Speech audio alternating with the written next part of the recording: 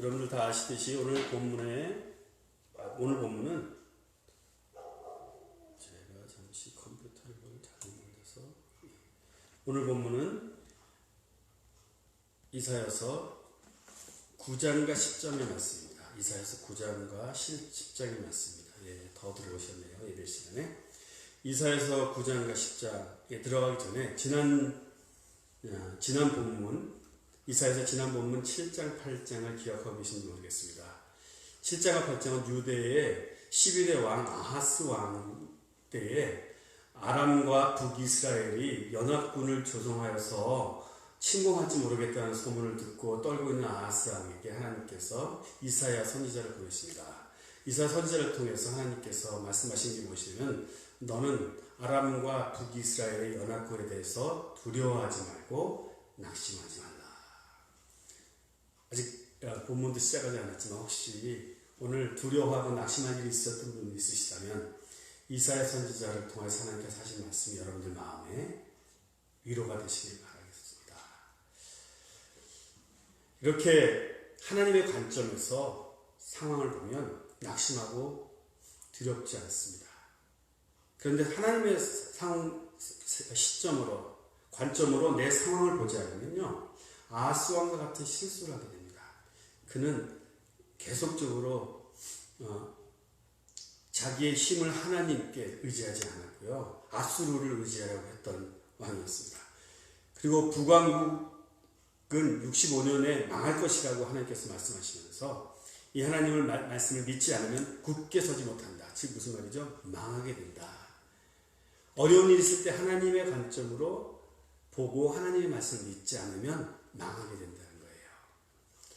그런데 이제 오늘 본문은 이렇게 시작합니다. 이런 절망적인 이야기들에 이어서 절망적인 상황 가운데 참 소망이 되시는 메시아에 대해서 소개하는 본문이 또 시작됩니다. 9장 1절부터 7절까지였습니다. 1절을 읽겠습니다. 9장 1절 읽겠습니다. 시작. 전에 고통하던 자에게는 흑암이 없으리로다. 옛적에는 여호와께서 스불론 땅과 납달리 땅으로 멸시를 당케 하셨더니 후에는 해변길과 요단 저편 이방의 갈릴리로 영화롭게 하셨느니라. 아멘. 수치와 어두움의 땅을 영화롭게 하실 것이다 라는 말씀입니다. 그 수치와 어두움의 땅을 하나님의 메시아이신 예수님을 보내서 영화롭게 하는 일을 하시겠다고 예언하십니다. 여기서 말씀하셨던 지역 이름 있죠. 스불론, 납달리, 갈릴리 이런 땅들은요, 북왕국 이스라엘이 유다의 요청을 받고 침략해온 아수르 군에게 처음 빼앗긴 곳이에요. 그래서 BC 732년경에 아수르의 통치 지역으로 완전히 확정되어 버린, 그래서 이스라엘이 이방에게 땅을 빼앗긴 수치의 상징, 어둠의 땅이 되었던 곳이 바로 이 곳입니다. 스불론, 납달리, 갈릴리. 그래서 갈릴리를 이방의 갈릴리라고까지 부릅니다. 이런 흑암의 땅을 영화롭게 하실 하나님의 계획에 대해서 얘기하는 장이 9장입니다.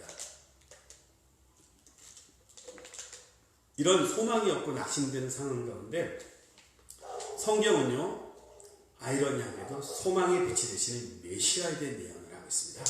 바로 2절부터 7절까지 말씀이죠.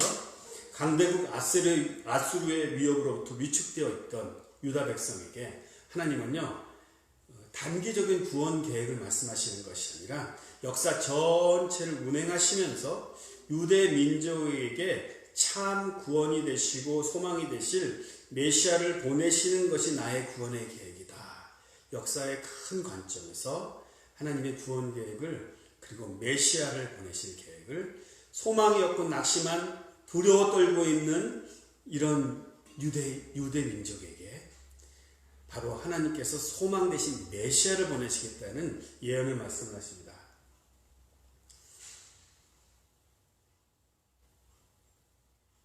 바로 2절부터 7절, 아직 안 읽었죠? 2절부터 7절 같이 읽겠습니다. 시작. 흑암에 행하던 백성이 큰 빛을 보고 사망의 그늘질 땅에 거하던 자에게 빛이 비추도다. 주께서 이 나라를 창성케 하시며 그 즐거움을 더하게 하셨으므로 추수하는 즐거움과 탈취물을 나누는 때의 즐거움과 같이 그들이 주의 앞에서 즐거워하오니 장차 일어날 일입니다. 이는 그들의 무겁게 맨 멍에와 그 어깨의 채찍과 그 압제자의 막대기를 꺾으시되 미디안의 날과 같이 하셨습니다. 어지러이 싸우는 군인의 갑옷과 피 묻은 복장이 불의 섭같이 살라지니 6절 7절이 바로 메시아에 대한 예언이 맞습니다. 이는 한 아기가 우리에게 낳았고 한 아들을 우리에게 주신 바 되었는데 그 어깨에는 정사를 메었고 그 이름은 기묘자라 모사라 전능하신 하나님이라 영존하신 아버지라 평강의 왕이라 할 것입니다. 그 정사와 평강이 더함이 무궁하며 또 다윗의 위에 앉아서 그 나라를 굳게 세우고 자금 이후 영원토록 공평과 정의로 그것을 보존하실 것이라. 만군의 여호와의 열심히 이를 이루시리라. 아멘. 여기서 6절 7절에서는 메시아에 대한 예언을 말하고 있는데 우리가 먼저 공부했던 7장에서는요. 역시 메시아에 대해서 보내신 메시아에 대해서 예언했습니다. 7장 이어 9장에서 또 메시아에 대해서 말하고 있습니다. 7장에서는 처녀가 아기를 잉태한다. 바로 처녀가 메시아이신 예수님을 잉태할 것이라는 예언과 그분의 이름이 임마누엘이라고 말씀해 주셨습니다. 바로 예수님의 이름이 임마누엘이라고 하시는 천사가 전해줬던 그 말씀이 먼저 이사야서 7장에 나왔다는 것이에요. 그리고 9장에서는 이제 그분이 하실 일에 대해서, 그분은 어떤 분인가에 대해서 더 구체적으로 말하고 있는데, 그래서 다시 6절, 7절 중요하니까 다시 읽겠습니다. 인 한 아기가 우리에게 낳고 한 아들을 우리에게 주신 바 되었는데 그 어깨에는 정사를 메었고 그 이름은 기묘자라 모사라 전능하신 하나님이라 영존하신 아버지라 평강의 왕이라 할 것이라.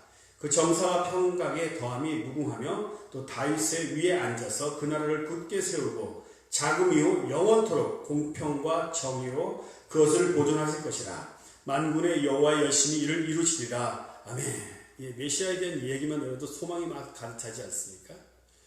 이렇게 절망적이고 혼동스러운 두려운 시기에 하나님은 메시아이신 예수에 대해서 선포하고 계신 거예요. 시간이 많다면 6절 7절만 공부하면 좋겠다는 생각이 드는데요. 예수님 어떤 분이신가?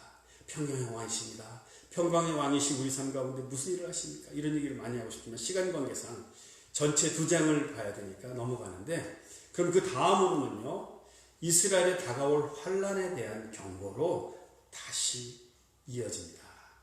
8절과 21절입니다. 바로 이스라엘은요, 하나님의 경고에 대해서도 경고를 받고도 겸손해지지 않고 있는 모습을 8절에 10절 보이고 있습니다. 같이 8절에 10절까지 읽겠습니다. 시작. 주께서 야곱에게 말씀을 보내시며 그것을 이스라엘에게 임하게 하셨은즉 모든 백성 곧 에브라임과 사마리아가 거민이 알알거니언을 그들이 교만하고 완악한 마음으로 말하기를 벽돌이 무너졌으나 우리는 다듬을 돌로 쌓고 뽕나무들이 찍혔으나 우리는 백향목으로 그것을 대신하리라 하도다. 예, 이스라엘에 대한 하나님의 징계는 이미 시작되었어요. 하나님은요, 주변 국가를 통해서 이스라엘을 쳤습니다. 고난을 받게 했습니다. 근데 그 어려움을 통해서 하나님의 경고를 듣고 하나님께 돌이켜야 하는데요, 하나님은 그것을 원하셨는데 하나님의 이런 경고에도 불구하고 이스라엘은 더욱더 교만해졌습니다. 그래서 완악한 마음을 품고 있는 것을 우리는 지금 본문에서 봤죠. 성도님들은 하나님께서 여러분들을 징계하실 때 빨리 그분을 깨달으시는 편이십니까? 그분의 뜻을 깨달으는 편이십니까? 하나님이 나에게 뭘 깨닫게 하시려고 경고불을 막 빨간 불을 켜주실 때 빨리 깨달으시는 분이십니까? 아니면 늦게 깨달으시는 분이십니까? 하나님의 뜻을 빨리빨리 배우는 사람들이 있습니다. 하지만 어떤 사람들은요, 하나님의 뜻을 요나처럼 hard way, 어렵게 배우는 사람들이 있어요. 큰 물고기 배에 들어가 3일을 고생해야 깨달는 요나처럼. 혹시 우리들도 그러진 않은가? 하나님께서 조그마한 사인을 주실 때, 하나님이 이것을 말씀하시는구나, 이것을 하지 말라고 하는구나, 이것을 하라고 하는구나, 그렇게 깨닫는 복된 성도님들이 되어야겠습니다. 아멘. 예, 자기 자신에게 선포하십시오. 나는 하나님의 조그마한 사인에도 빨리 깨닫는 복된 성도가 되어야겠다. 예, 따라 하시죠. 계속해서 주변 나라를 통해서 이스라엘 심판하심에 대해서 12절부터 21절까지 말씀하십니다. 11절에 12절까지만 읽겠습니다. 11절, 12절 시작. 그러므로 여호와께서 느신의 대적을 일으켜 그를 치게 하시며 그 원수를 격동시키리니 앞에는 아람 사람이요 뒤에는 블레셋 사람이라. 사면 초가죠. 그들이 그 입을 벌려 이스라엘을 삼키리라. 그럴지라도 여호와의 노가 쉬지 아니하며 그 손이 여전히 펴지리라. 이와 같이 하나님의 징계가 주변 나라의 국가들을 통해서 시작되고 있음을 보여주고 있습니다. 그런데도 이스라엘은 하나님께서 자신을 징계하고 있다는 사실을 알지 못했는 건지 아니면 완고해져서 인지 우리는 알 수 없지만 치시는 하나님께 돌아오지 않았다고 성경은 말하고 있어요. 치는 자에게 와야 하는데 치는 자에게 오지 않았어요. 그리고 두 번째로 하나님의 이름을 부르지도 않았답니다. 13절에서 그렇게 말하고 있어요. 이 백성이 오히려 자기들을 치시는 자에게 돌아오지 아니하며 만군의 여호와를 찾지 아니하도다. 여러분은 하나님께서 나의 인생에 뭐 잘못했다고 이렇게 경고를 하고 계신다면요, 우리는 그 경고를 들을 때 어떻게 반응하는 사람인지 한번 생각해 보십시오. 그럴 때 있지 않습니까? 아, 이건 하지 말아야 되는데 내가 하고 있구나라고 생각하도록 하나님께서 어떤 사인을 보내주세요. 그럴 때 어떻게 반응해야 합니까? 우리는 이렇게 반응해야 됩니다. 하나님, 제가 무엇을 잘못하고 있는지 알려주세요. 그러면 하나님께서 어떻게 하겠습니까? 무엇을 잘못했는지 알려주시겠죠. 그러면 그것을 깨달으셨다면 회개하셔야 됩니다. 하나님 잘못했습니다. 하나님 뜻이 아닌데 내 고집으로 내가 분별하지 못해서 잘못했습니다. 하나님 죄송합니다. 그리고 하나님이 원하시는 삶의 방법으로 우리 삶을 바꾸셔야 합니다. 아멘. 하나님께서 경고를 보내주시면 어떻게 된다고요? 깨닫고 묻고 깨달았으면 회개하고 하나님이 원하시는 삶의 방법으로 바꾸어야 합니다. 혹시 제가 설교하는 게 갑자기 떠오른 생각이 있는데 우리 교인들 중에 요즘에 불평을 많이 하시는 분들 계십니까? 이 본문에 준비하지 않았는데 갑자기 생각이 났어요. 8분 지금 예배에 참석하고 계신 8분들 중에 혹시 내가 요즘에 불평을 좀 많이 했다. 이런 종류를 얘기하는 겁니다. 그렇다면 하나님 잘못했습니다. 깨달으셨다면 잘못했습니다. 회개하시고요. 오늘 저녁에 회개하시고 그리고 불평하지 않기로 결정하는 겁니다. 아멘. 그런데 어떤 사람들은요, 이스라엘처럼 하나님의 경고가 있을 때 오히려 하나님께 화를 내는 사람도 있더라고요. 하나님에 대해서 마음이 완고해져서 하나님의 뜻을 들으려고 하지 않는, 하나님이 차라리 경고를 안 해줬으면 어떻을까, 이런 생각이 들 정도로 오히려 신앙이 더 멀어지는 사람도 있어요. 하나님 뜻이 그것이 아닌데 우리는 그런 사람이 되지 말아야 되겠습니다. 아멘. 그렇게 해서 하나님의 진노가 이스라엘에 임한다고 14절에서 21절 계속 말하고 있습니다. 14절부터 16절까지 읽겠습니다. 14에서 16절 시작. 이러므로 여호와께서 하루 사이에 이스라엘 중에서 머리와 꼬리며 종려가지와 갈대를 끊으시니, 머리는 곧 장로요 존귀한 자요 꼬리는 곧 거짓말 가르치는 선지자라. 백성을 인도하는 자가 그들로 미혹해하니 인도를 받는 자가 멸망을 당합니다. 하나님의 진노가 먼저는 이스라엘의 장로와 누구에게 먼저 임한다고요? 거짓을 말하는 거짓 선지자들에게 임한다고 말하고 있습니다. 그리고 이들이 백성을 잘못 인도했기 때문에 하나님의 화가 지도자들에게 먼저 임한다고 오늘 본문은 말하고 있습니다. 17절 읽겠습니다. 이 백성이 각기 설만하며 악을 행하며 입으로 망령되이 말하니, 그러므로 주께서 그 장정을 기뻐 아니하시며 그 고아와 과부를 긍휼히 여기지 아니하시리라. 그럴지라도 여호와의 노가 쉬지 아니하며 그 손이 여전히 펴지리라. 지도자의 모양이 이 모양이니까 백성들도 역시 악을 행합니다. 망령된 말을 합니다. 하나님께 죄가 되는 말을 합니다. 우리 같은 경우는 뭐 했습니까? 불평을 말했습니다. 남편에 대해서 불평하고, 아내에 대해서 불평하고, 내 수입에 대해서 불평하고, 교회에 대해서 불평하고 이랬습니다. 그런 이스라엘에게 하나님의 심판이 되면 하나님의 긍휼이 사라진대요. 하나님 원래 긍휼하신 하나님이신데요. 하나님의 심판이 되면 하나님이 긍휼을 걷어가십니다. 그래서 무슨 일이 일어나냐면요. 하나님의 심판이 되면 고아와 과부에게라도 긍휼을 베풀지 않으신답니다. 어떻게 하나 이런 생각이 듭니다. 이 본문을 보면서 우리가 그런 자리에 있으면 안 될 텐데요. 하나님의 이스라엘에 대한 분노가 얼마나 컸는지, 얼마나 분노하고 계신지 느껴지지 않습니까? 하나님이 참으시고 경고하시고 조그만한 시험을 보내셨는데도 계속 겸손해지지 않고 교만해져서 하나님께 돌아오지 않으니까 하나님의 분노가 가득 차서 이제 하나님의 긍휼을 걷어가신대요. 하나님, 우리 하나님의 백성들, 우리 갈보리 집회 성도님들 중에서 어느 누구라도 하나님의 긍휼이 걷어가는 정도까지 하나님께서 멀어지는, 하나님께 불순종하는 분들은 한 분도 없게 하여 주시옵소서. 아멘. 18절부터 21절까지 읽겠습니다. 시작. 대저 악행은 불태운 것 같으니 곧 진려와 천국을 삼키며 빽빽한 수풀을 연기로 위로 올라가게 한 것 같은 것이라. 만군의 여호와의 진노로 인하여 이 땅이 소화되니 백성은 불에 타는 섬나무와 같을 것이라. 사람이 그 형제를 아끼지 아니하며 우편으로 움킬지라도 줄이고 좌편으로 먹을지라도 배부르지 못하며 각기 자기의 팔의 고기를 먹을 것이며, 자기 팔의 고기를 먹는데요.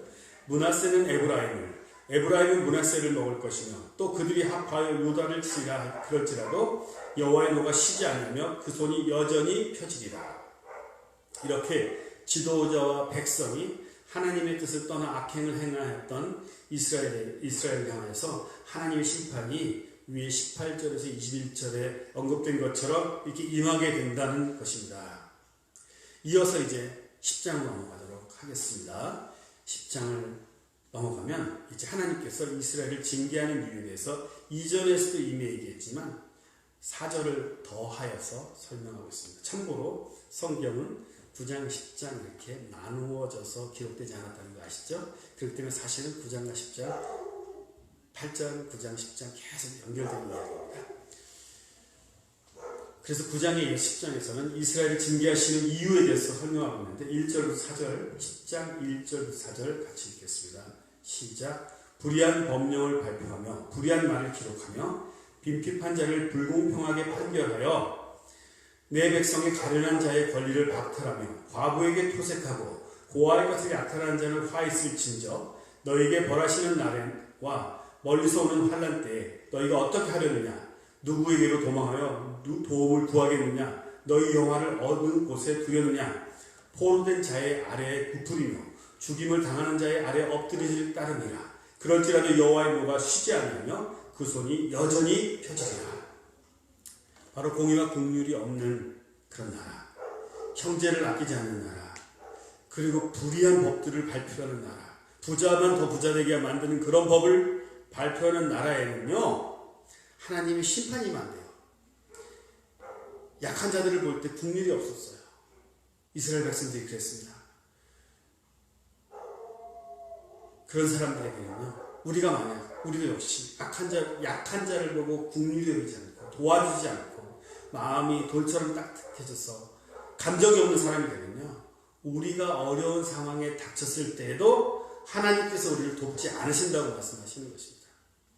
이와 반대로 이사야서 58장 7절에서 8절을 보면요, 줄인 자에게 식물을 나눠주고 유리하는 빈민을 집에 들이며 벗은 자를 입히고 친척을 돌아보는 사람에게는요, 하나님의 빛이 그 사람의 삶에 임하고 혹시 병이 들었어도 치료가 급속하게 임하면서 우리가 부르짖을 때 하나님께서 응답하시겠다고 말씀하십니다. 얼마나 대조가 되고 있습니다. 약한 자를 볼 때 긍휼히 여기지 않으면 우리가 어려움이 닥쳐서도 하나님께 부르짖어도 하나님께서 응답하지 않으신다고 했는데, 반대로 이사야서 58장 긍휼을 가진 사람들에게는 하나님께서 응답하신다. 빨리 응답하신다는 것입니다. 기도가 잘 응답되는 사람들은요, 하나님의 긍휼을 가진 사람들이에요.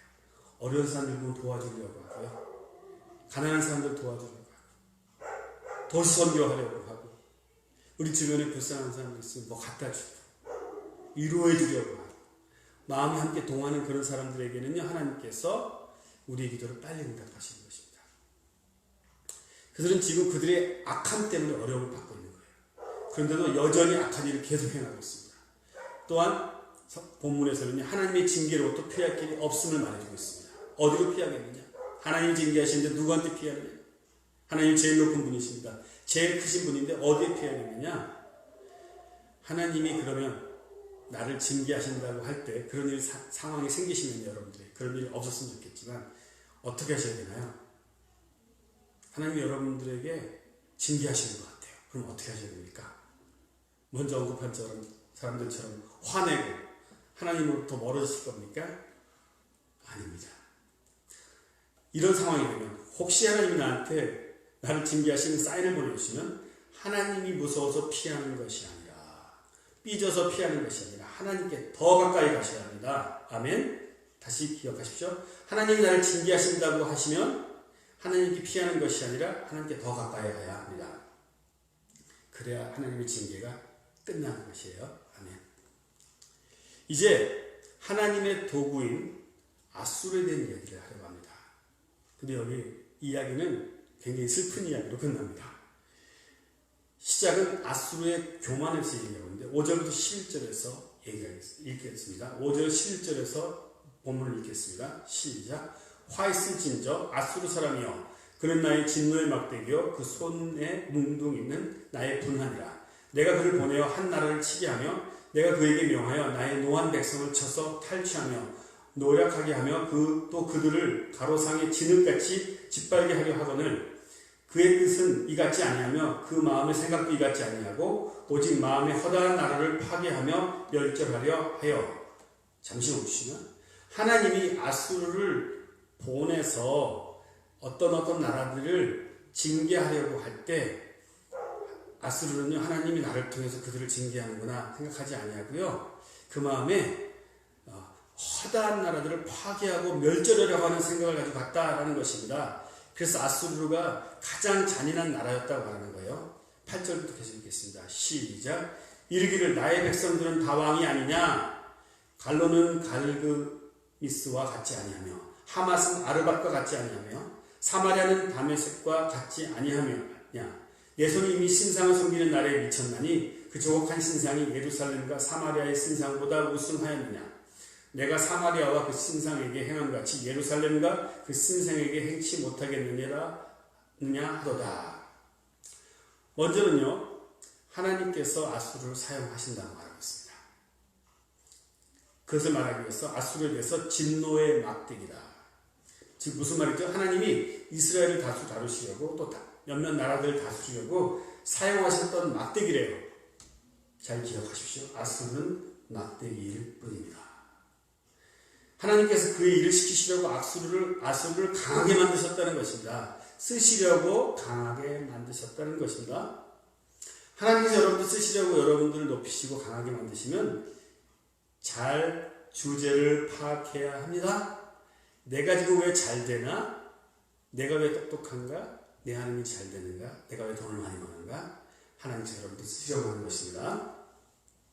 그런데 아수르는요 자신들이 왜 높아졌는지를 몰랐어요. 그리고 교만해져서 자기가 마치 자신의 힘으로 강해져서 자기가 강해서 자기가 영리하고 지략이 뛰어나서 현재 강대국이 되었어요. 많은 나라를 정복한 줄 안 거예요. 이것은요 이상한 이야기가 아닙니다. 이것은 지극히 정상적으로 보이는 세상에서 성공한 사람들의 모습입니다. 제가 세상에서라고 말했습니다. 이것은 서포스 투비 세상에서야 합니다. 그런데 이런 모습이 우리 안에도 있습니다. 왜요? 바로 세상에서 성공한 사람들이 우리에게 미친 영향들 때문이에요. 그들이 우리에게 말한 메시지들이 우리 마음 가운데 남아있어서 그래요. 무슨 메시지가 우리 안에 있냐면요. 내가 더 내가 더 잘하면 성공할 것이다. 세상에 성공한 사람들이 해준 말입니까? 그런데 이런 영향으로부터 내가 더 잘하면 성공할 것이라는 생각을 포함해서 어떤 결과들이 나타나냐면 자신이 성공하면 교만해진다는 거예요. 왜냐하면 내가 잘했으니까. 그리고 자기 자랑을 한다는 것입니다. 그런데 성공하지 않으면 어떻게 합니까? 성공하지 않으면 자책과 열등감에 빠진 사람이 됩니다. 세상이 주는 영향력은, 세상에 성공한 사람들이 우리에게 준 메시지는 잘하면 성공할 거야. 그런데 성공하면 교만해지고 자랑하게 되고, 성공하지 못하면 자책과 열등감에 빠지게 된다는 것입니다. 우리는 세상으로부터 메시지를 받으면 안 됩니다. 세상에서 성공한 사람들의 메시지를 받으면 망하는 거예요. either way. 성공했든 성공하지 못했든 다 망하는 거예요. 교만해지고 자기 자랑에 빠지거나 자책이나 열등에 빠진 사람이 되는 것입니다. 이런 교만한 아수르에 대해서 하나님께서 벌하시겠다고 하시는 말씀입니다. 이 말씀이 12절에서 19절 말씀입니다. 12절만 읽겠습니다. 시작. 이러므로 주 내가 나의 일을 시온산과 예루살렘에 다 행한 후에 아수르 왕의 완악한 마음의 열매와 높은 눈의 자랑을 멸하리라. 하나님이 아수르를 왜 벌하셨다고 하십니까? 그리고 아수르의 왕을 왜 벌하셨다고 하십니까? 여기 12절에 나오겠죠. 완악한 마음의 열매와 높은 눈의 자랑을 벌하리라. 코가 높다는 표현이 있는데 여기 눈이 높다고 하네요. 눈도 높고 코도 높으면 안 됩니다. 13절에서 19절을 계속 읽겠습니다. 시작. 그의 말에 나는 내 손의 힘과, 여기 나오고 있죠, 내 지혜로 이 일을 행하였나니 나는 총명한 자라. 열국의 경계를 옮겼고 자신이 나라들을 경계를 옮겼대요. 나라를 자꾸 정복해서 나라들을 자기가 정해줬나 봅니다. 그 재물을 약탈하였으며 또 용감한 자와 같이 위에 거한 자를 낮추었으며 높은 자들 자기가 낮췄답니다. 나의 손으로 열국의 재물을 얻은 것은 새 보금자리를 얻은 것 같고 온 세계를 얻은 것은 내어버린 알을 주은 것 같았으나 날개를 치거나 입을 벌리거나 지저귀는 것이 하나도 없었다 하는도다. 바로 이 두 절 13, 14절만 읽어도 왜 하나님이 아수르를 징계할 수밖에 없었는지 잘 알 수 있습니다. 다시 말씀드리겠습니다. 13절, 14절을 읽으면 왜 하나님이 아수르를 징계할 수밖에 없었는지 잘 알 수 있습니다. 그런데 내가 그런 짓을 할 때에는요, 내가 아수르와 같은 짓을 하고 있을 때에는 우리는 하나님의 손이 나의 삶에 곧 임할 것이라는 사실을 모른다는 거예요. 아수르를 보면 야 저거 망하게 생겼는데, 근데 내가 그러고 있을 때는 내가 곧 하나님의 손에 의해서 징계를 받을 것을 모르고 있다는 거예요. 하나님이 다 해주셨는데 내가 한 것처럼, 마치 내가 한 것처럼 말하는 사람들이 얼마나 많이 있습니까? 우리도 가끔 그래요. 그러므로 성도 여러분들, 자랑할 때 조심하셔야 합니다. 내가 가진 것도, 내 재산도, 내 학위도, 모든 것도 다 하나님의 은혜 때문인 것을 늘 인정하셔야 합니다. 아멘. 15절부터 19절 계속 읽겠습니다. 시작. 도끼가 어찌 찍는 자에게 스스로 자랑하겠으며 톱이 어찌 켜는 자에게 스스로 큰 치 하겠느냐. 이는 막대기가 자기를 드는 자를 움직이려 하며 몽둥이가 나무 아닌 사람을 들려 함과 일반이로다. 이러므로 주 만군의 여호와께서 살찐 자로 파리하게 하시며, 제가 줄을 놓쳤습니다. 그 영화의 아래에 불이 붙는 것 같이 맹렬히 타게 하실 것이라. 이스라엘의 빛은 불이요 거룩한 자는 불꽃이라. 하루 사이에 그의 형국과 진려가 소멸하며 그 살림과 기름진 밭의 영광이 전부 소멸하리니 되리니 병인이 점점 쇠약하며 감 같을 것이라. 그 살림에 남은 나무의 수가 희소하여 아이라도 능히 계산할 수 있으리라. 바로 주인보다 큰 치하여 주인을 조종하려고 하는 아수르의 모습이 15절에 나옵니다.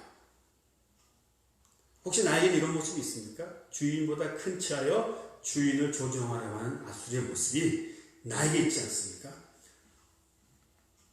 물론 하나님보다 자기가 더 큰 것처럼 생각하는 성도가 어디 있겠습니까? 표면적으로는 그렇지 않습니다. 하지만 우리 안에는 모두 주인을 내 뜻대로 조정하려고 하는 모습이 있다는 거 다 아시죠? 주인 누구십니까? 하나님을 내 뜻대로 하는 모습이 있습니다. 다 있습니다. 우리 다 인정하시죠? 그런 모습은 어떻게 나오냐면요, 하나님 제발 이번에는 제 뜻대로 해주세요 라고 기도해 보신 적 있으십니까? 그렇다면 우리 안에는 아수르의 모습이 있는 것입니다. 그렇다면 우리 안에는 아수르의 모습이 있는 것입니다. 바로 주인보다 더 큰 치하며 주인을 조종하려고 하는 아수르의 모습이 우리 안에 있다는 거예요. 크게는 아닐지라도 작은 우리의 그런 주인이신 하나님을 어떻게 조종해보는, 하나님 뜻이면 다 됩니다. 아니라 주님 때때로는 내 뜻대로 해주시옵소서, 이런 모습이 우리 안에 있습니다. 또한 자신의 주인에게 반항하려고 하는 아수르의 모습이 보입니다. 15절 역시입니다. 막대기가 자기를 드는 자를 움직이려 하며 몽둥이가 나무 아닌 사람을 들려함과 일반이로다. 바로 누가 주인인지 모르고 주종이 바뀌려고 하는 모습이죠. 하지만 본문은 주인에 의해 망하게 된 아수르에 대해서 말하고 있는 것입니다. 그 이어서 무슨 구절이 나오냐면 이스라엘의 남은 자가 돌아올 것에 대한 이야기를 하고 있습니다. 하나님께서 이사야에게 예언의 말씀을 주시면서 잠시 이상이, 비전이 현재가 아닌 또 곧 가까이 올 미래가 아니라 먼 미래에 일어날 대환란의 때로 옮겨져서 이 이야기가 쓰여지는 것입니다. 20절부터 23절 말씀입니다. 같이 읽겠습니다. 시작. 그날에 이스라엘 남은 자와 야곱의 족속에 피난한 자들이 다시는 자기를 친 자를 의뢰치 아니하고 이스라엘의 거룩한 자 여호와를 진실이 의뢰하리니 남은 자 곧 야곱의 남은 자가 능하신 하나님께로 돌아올 것이라. 이스라엘이여 내 백성이 바다의 모래 같을지라도 남은 자만 돌아오리니 넘치는 공의로 해멸이 작정되었습니다. 이미 작정되었은즉 주 만군의 여호와께서 온 세계 중에 끝까지 행하시리라. 아멘. 말씀드린 것처럼 대환란의 때에 유대인을 보호하시되 남은 자만 돌아온다는 말씀입니다. 다시 말씀드리겠습니다. 하나님께서 이사야에게 주신 이상이 먼 미래에 일어날 대환란의 때로 옮겨져서 그것을 보고 있는 것입니다. 하나님이 7년 대환란 동안 이스라엘을 다루시겠다는 말씀을 하시는 거예요.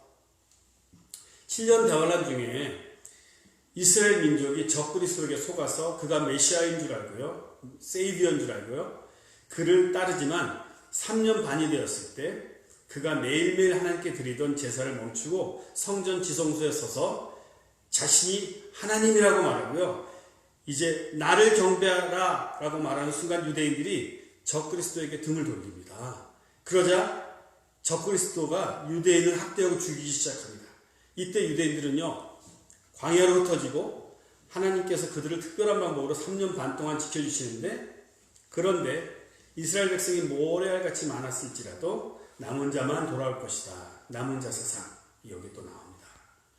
마지막 날에도 유대인에게 심판이 있다는 의미예요. 이어서 다시 아수르를 멸하실 것에 대한 24절부터 27절의 말씀을 보겠습니다.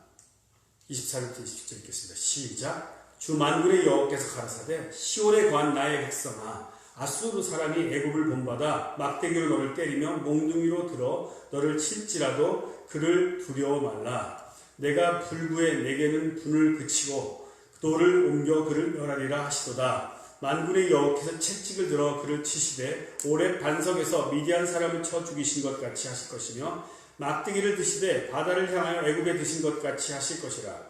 그날에 그의 무거운 짐이 내 어깨에서 떠나고 그의 멍에가 내 목에서 벗어지되 그는 기름진 까닭에 멍에가 부러지리라. 아멘. 이렇게 두려운 아수르, 지금 강대국인 아수르를 두려워하지 말라는 것입니다. 하나님은 선지자 이사야를 통해서 아하스 왕에게 북이스라엘과 아람의 연합군에 대해서 두려워하지 말라고 했던 것처럼 이번에는요, 아수르도 두려워하지 말라고 말씀하십니다. 왜냐하면 결국에 아수르가 멸망할 것이기 때문입니다. 여기서 흥미로운 표현은요, 하나님의 기름 부으심이 너희를 멍에서 벗어나게 하신다는 말씀입니다. 흥미롭죠? 하나님의 기름 부으심. 심지어는요, 멍에가 부러진다 라고 말하고 있습니다. 바로 하나님의 기름 부으심이 우리 삶 속에 왜 중요한지를 말해주려고 하는 것입니다. 유대 백성에게도 하나님의 기름 부으심이 그들의 멍에로부터 자유케 할 것이고, 이스라엘 포로되었던 북이스라엘 왕국도 하나님의 기름 부으심으로 그들의 멍에를 풀어줄 것인데, 아수르의 멍에로부터 곧 풀어줄 것인데, 우리 삶에 어떤 종류의 멍에가 있든지 하나님의 기름 부으심 앞으로 나가셔야 돼요. 하나님의 기름 부으심에 대해서 익숙하지 않으신 분들은 기도하시고 저희 교회에서 계속 배우시면 되겠습니다. 경험하셔야 되겠습니다. 하나님의 기름 부으심이 과연 무엇일까? 바로 성령 충만할 때 우리가 하나님으로부터 받는 기름 부으심입니다. 하나님께서 우리에게 부어주시는 것입니다. 이 하나님의 기름 부으심을 받고 성령 충만함을 구하는 삶을 살 때에 우리 육신의 모든 묶임, 우리 영혼의 모든 묶임이 풀리고요. 우리 연약함이 풀리고 자유케 되는 일이 있을 것이라고 하나님께서 우리에게 격려하시는 것입니다. 일차적으로는 유대민족에게 격려하시고 오늘 읽고 있는 우리에게도 그렇게 격려하시는 것입니다.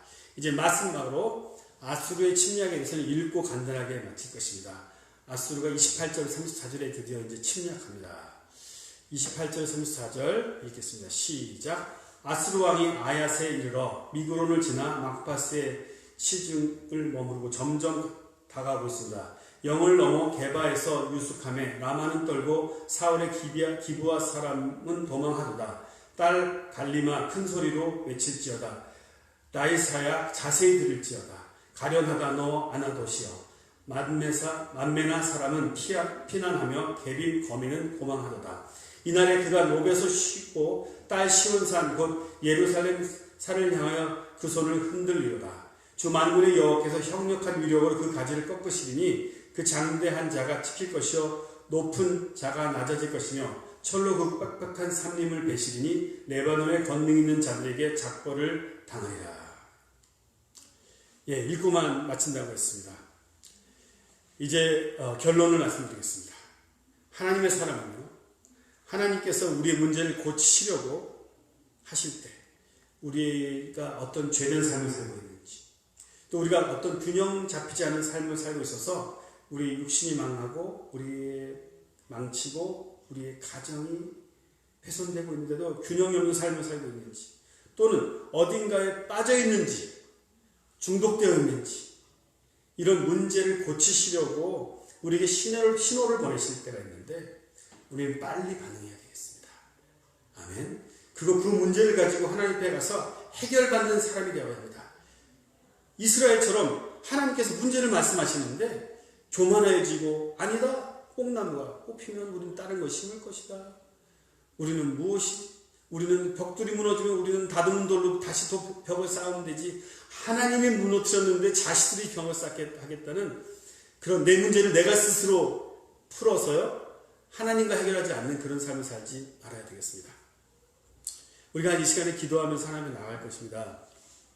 이 시간에 함께 기도하실 때 하나님, 오늘 혹시 내가 고쳐야 할 것이 있습니까? 내가 버려야 할 것이 있습니까? 그렇다면 보여주시옵소서. 그리고 그 문제를 고치고 버릴 수 있도록 하나님 제 마음에 깨달은 역사가 일어나게 하시고 겸손하게 하여 주시옵소서. 나는 문제 없어 이렇게 생각하고 살아가는 우리들이 오늘 이 시간에 내가 혹시 이스라엘 같은 죄가 있는지, 교만이 있는지, 국률이 없는 죄가 있는지, 하나님께 멀어져 있는지, 하나님께 불순종하고 있는 것은 무엇인지 깨달는 시간이 될 수 있도록 우리 하나님께 구하면서 제가 찬양을 인도하는 동안 기도하면서 하나님 앞에 나아가도록 하겠습니다. 주께 가오니 날 새롭게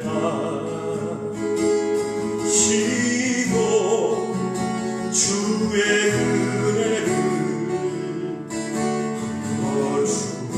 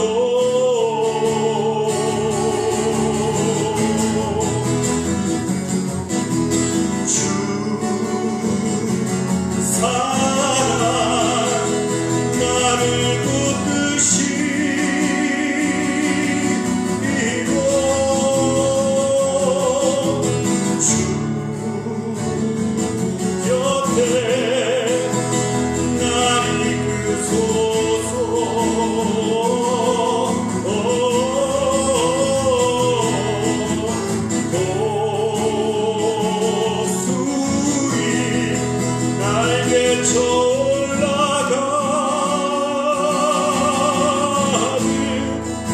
나 주님과 함께 일어나 걸으리 주의 사랑 안에.